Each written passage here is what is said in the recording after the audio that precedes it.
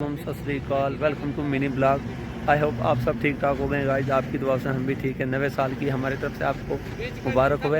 तो अभी हमें घर पे ही हैं। ये मैं अपने फ्रेंड के साथ में आया था उसकी गाड़ी खाली कराने के लिए, तो नेक्स्ट टाइम आपको बताएंगे। ये है भाई इनका गाड़ी। तो नवे साल की हमारी तरफ से सबको मुबारक हैं। ये है हमारे नियाज साहब, हमारा सूफी अली का लड़का जो अभी हम इधर डांगरी में आए हैं रेत खाली करने के लिए। तो यहाँ का कुछ ऐसा है व्यू, हम आपको बताते हैं। ये देखो, ये है मशीन वाली ईट पूरी यहाँ का।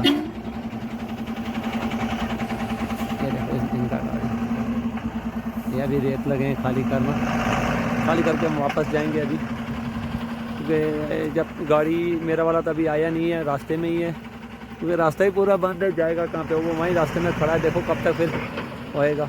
नहीं ये हड़ताल ख़त्म हुई तो फिर हमने ड्राइवरी छोड़ देना है और कोई काम करेंगे, क्योंकि कौन 10 साल रहेगा जेल में। 7 लाख रुपया जुर्माना कहाँ से देना है यार हमने?